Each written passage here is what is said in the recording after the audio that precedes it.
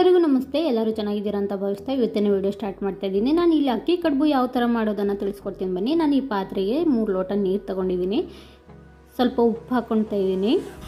ನಾನು ಯಾವ ಲೋಟದಿಂದ ನೀರು ಹಾಕಿದ್ನೋ ಆ ಲೋಟದಿಂದ ನಾನು 1.5 ಲೋಟ ಅಕ್ಕಿ ತೊಗೊಂಡಿದ್ದೀನಿ. ನಾವು ನೀರು ಎಷ್ಟು ತೊಗೊಳ್ತೀವೋ ಅದ್ರ ಅರ್ಧದಷ್ಟು ನಾವು ಅಕ್ಕಿ ತೊಗೋಬೇಕು. ಅಂದರೆ 3 ಲೋಟ ನೀರಿಗೆ 1.5 ಲೋಟ ಅಕ್ಕಿ ತೊಗೊಳ್ತಾ ಇದ್ದೀನಿ ನಾನು. ನೀವು ಯಾವ ಅಕ್ಕಿ ಬೇಕಾದರೂ ತೊಗೋಬೋದು. ಸೊಸೈಟಿ ಅಕ್ಕಿನಾದರೂ ತೊಗೋಬೋದು, ಇಲ್ಲ ನೀವು ತಿನ್ನೋ ಅಂಥ ಇವಾಗ ಏನು ಅಕ್ಕಿ ಬರುತ್ತಲ್ವ ಆ ಅಕ್ಕಿನೂ ಆದರೂ ತೊಗೋಬೋದು.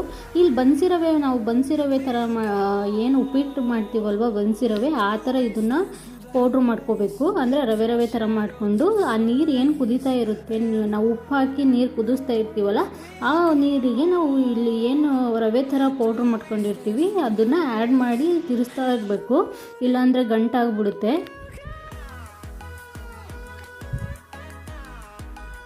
ಲೋ